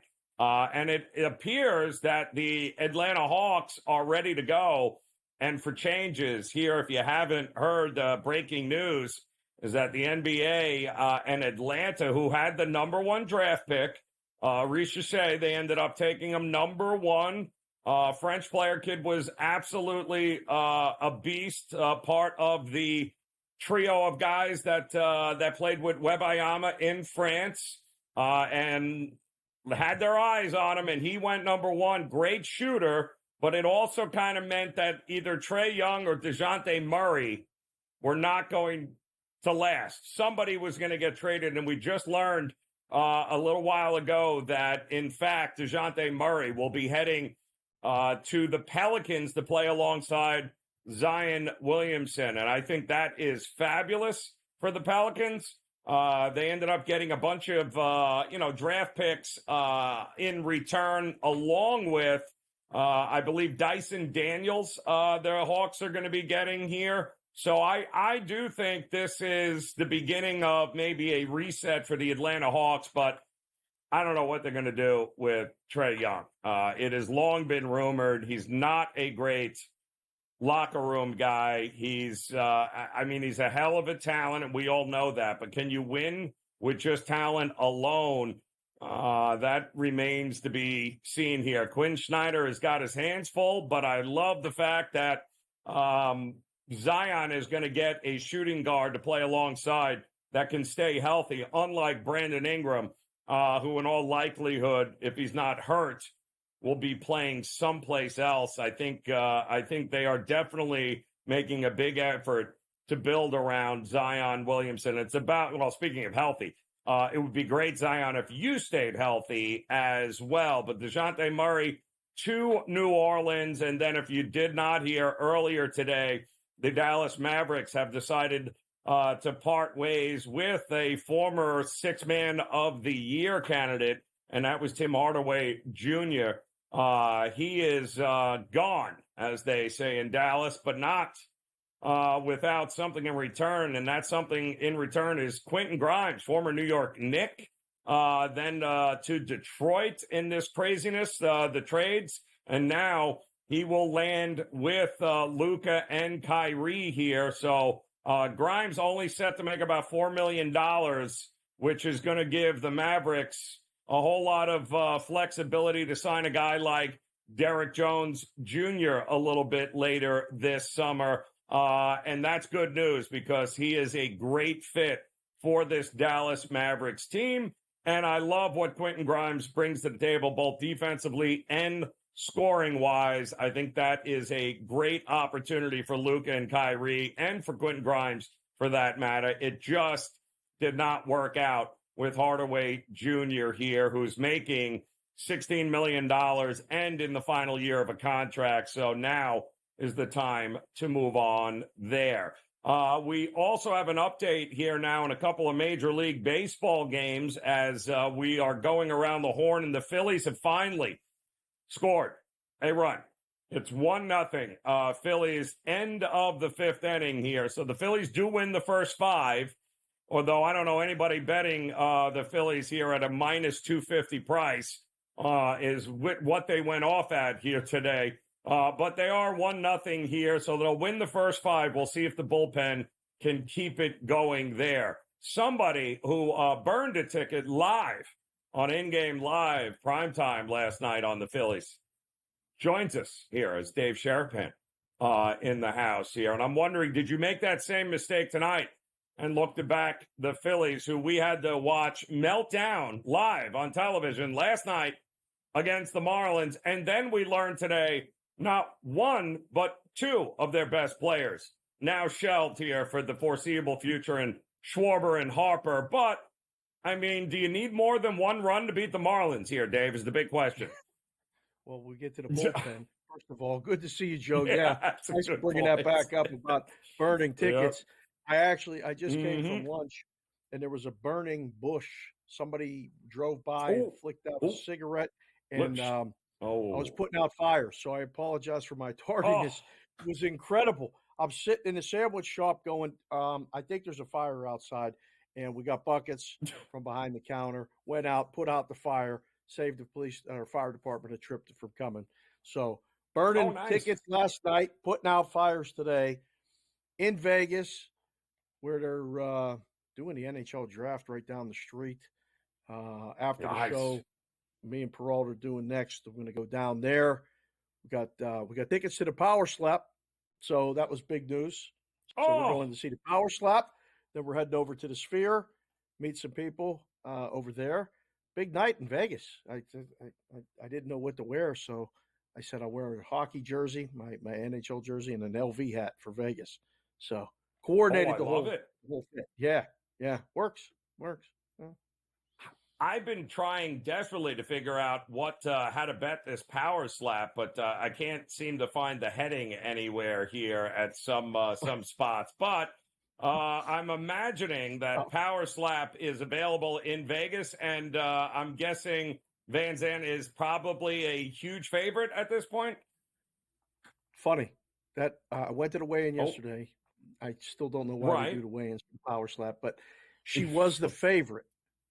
And then the steam came against her. She was around a -120 favorite. Everybody in the know out here anyway bet against her because apparently the first time doing the power slap, there's a lot of rules, things you cannot do. And if you're penalized for that, you lose. So she gets to strike first, which again, apparently the first time out is not always the easiest. And the girl she's going against has done this before. So the smart money, again, we'll use the air quotes, is on the dog, which is now the favorite in the fight.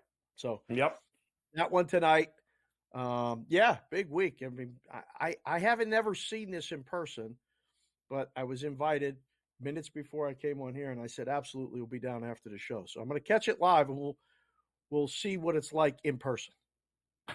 I can't wait to hear what you think of that. And you mentioned it, a lot of buzz around the NHL draft. Outside of the universal consensus number one pick, everyone I've talked to here, Dave, says it's not a great draft. Kind of like the NBA where we all went, not a great draft. It seems like anything is possible after the first pick here, which should be getting underway, I believe, for San Jose.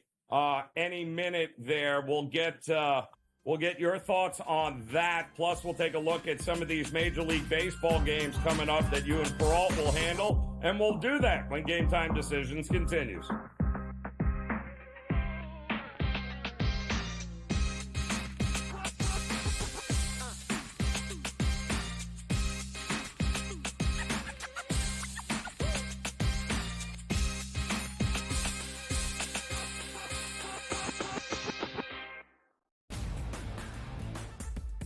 Technically, despite having the most wins in both the AL and all of Major League Baseball, 52 of them for New York, no longer the best winning percentage. You expect your front offices to hit that gas pedal when it comes time to get a better team on the field post All-Star break, because the one thing that you know from the Yankees and the Orioles is what, Ben? You're going to fight with each other throughout the stretch here, and you want home field advantage. The early line, only on SportsGrid. I think the one comparison that I'd like to make that reminds me of Tiger is Scotty's ability to make shots on the Sunday look like shots on a Thursday. And Tiger was so good at doing that too. In the high pressure leverage moments, he didn't lose a step. You know, he was still able to hit it pin high. He's still knocking down flag sticks. He doesn't miss-hit it. Only on SportsGrid. This new sports integrity partnership, Genius Sports, is involved in this. More protection. They said that's going to allow them to beef up their protection and add more integrity monitoring tools to essentially catch bad behavior before it happens. This comes, obviously, after a just ton of scandals we've had across sports betting lately, whether it's the MLB umpire, Pat Hoberg. Newswire. Only on SportsGrid. The Bostonian versus the book. I mean, here's the question. I know hockey players are pretty superstitious. Do they start to ask themselves the question of being like, we signed Corey Perry? We did what? No. We signed Corey Perry? Good news, boys. We're going to the Cup Finals. Bad news, boys. We're losing. At some point, you got to win one for Corey, right? I guess Get so. on the team and like, wow, this guy, we gotta win one here. The Bostonian versus the book.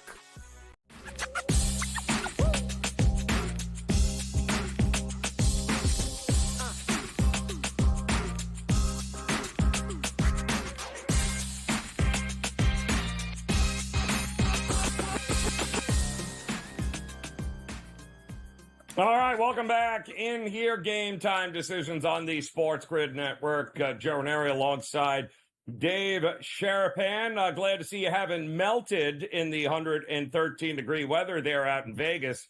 But nothing says hockey like Vegas and 113 degrees here. But they are off and running. It seems here, Dave, that the NHL draft, the universal consensus here with Celebrini from Boston U goes to the Sharks, and then it just seems like a whole lot of teams battling with a whole lot of very large individuals that are probably going to play on the defensive side for teams, including the Hawks, the Ducks, the Blue Jackets, and I think the Canadians are up next.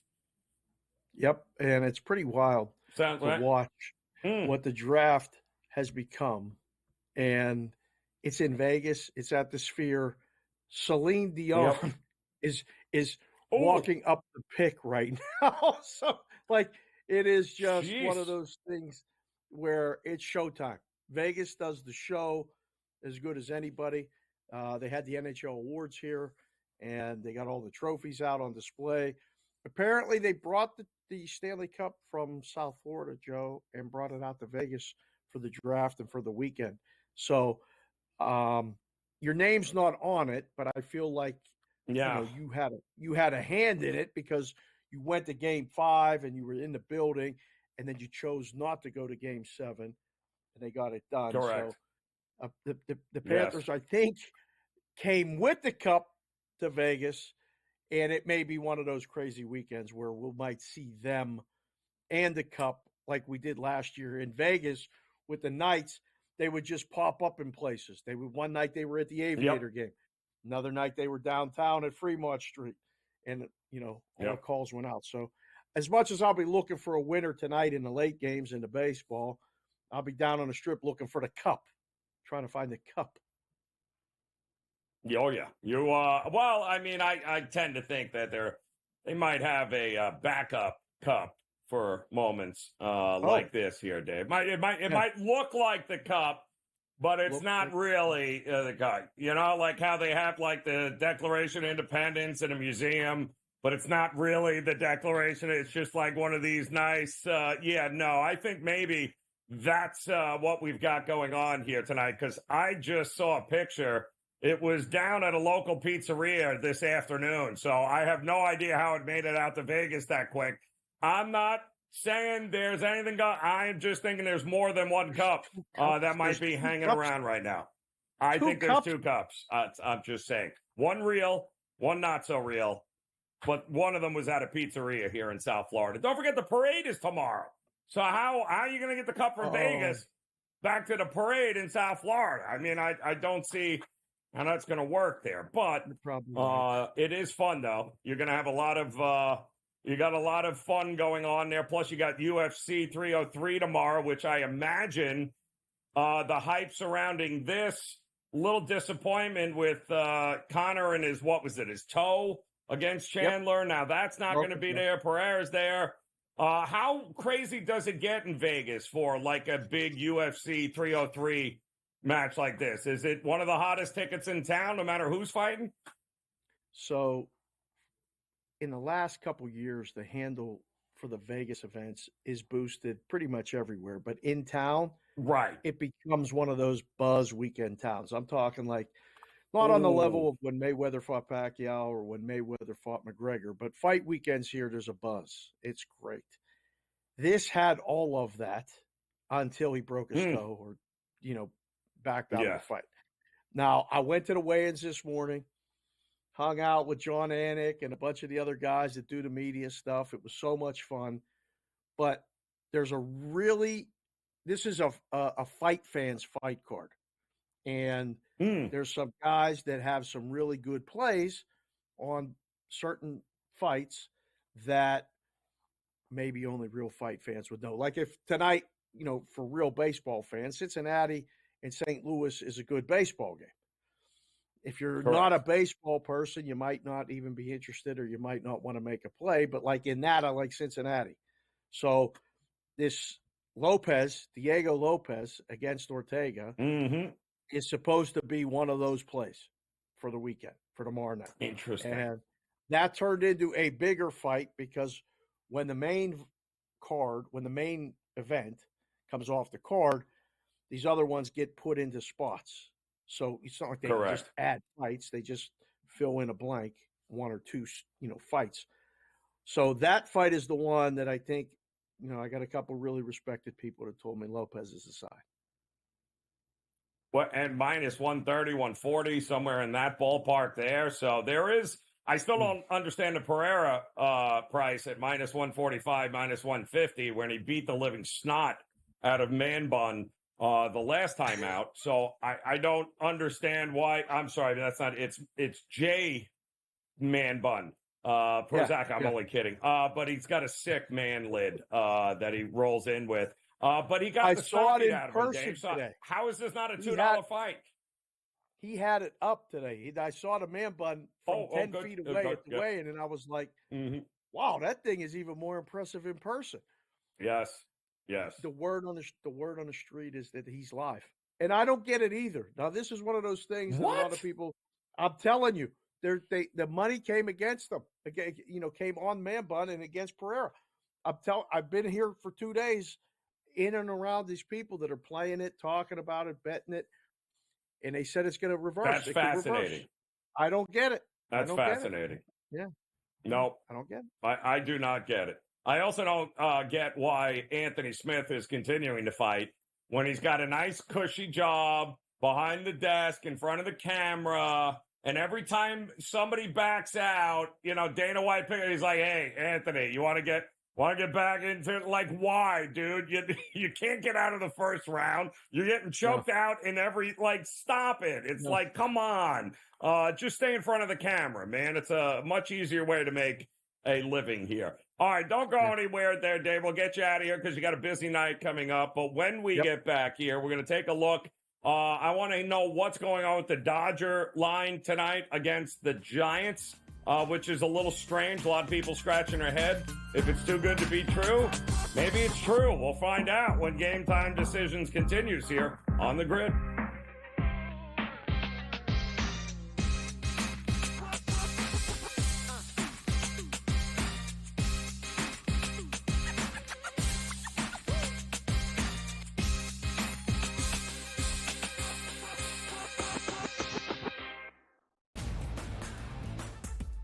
Technically, despite having the most wins in both the AL and all of Major League Baseball, 52 of them for New York, no longer the best winning percentage. You expect your front offices to hit that gas pedal when it comes time to get a better team on the field post All-Star break, because the one thing that you know from the Yankees and the Orioles is what, Ben? You're going to fight with each other throughout the stretch here, and you want home field advantage. The early line, only on SportsGrid. I think the one comparison that I'd like to make that reminds me of Tiger is Scotty's ability to make shots on a Sunday look like shots on a Thursday. And Tiger was so good at doing that too. In the high pressure leverage moments, he didn't lose a step. He was still able to hit it pin high. He's still knocking down flag sticks. He doesn't miss hit it. Only on SportsGrid. This new sports integrity partnership, Genius Sports, is involved in this. More protection. They said that's going to allow them to beef up their protection and add more integrity monitoring tools to essentially catch bad behavior before it happens. This comes, obviously, after a just ton of scandals we've had across sports betting lately, whether it's the MLB umpire, Pat Hobert. Newswire. Only on SportsGrid. The Bostonian versus the Book. I mean, here's the question. I know hockey players are pretty superstitious. Do they start to ask themselves the question of being like, we signed Corey Perry? We did what? No. We signed Corey Perry? Good news, boys. We're going to the Cup Finals. Bad news, boys. We're losing. At some point, you got to win one for Corey, right? I guess Get so. on the team and wow, this guy, we gotta win one here. The Bostonian versus the Book.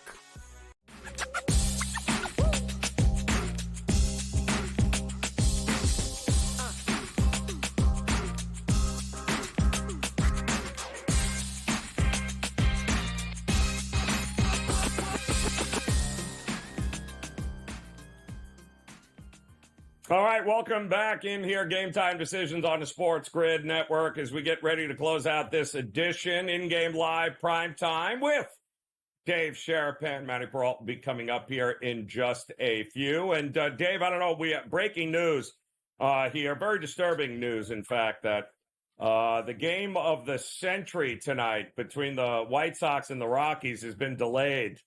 So that's good news for you coming up, though. So you'll have the temptation to want to talk about that game and not being able to talk about it is going to be testing your patience, I'm sure. But in the meantime, tell me what the word on the street is on this. Take that off.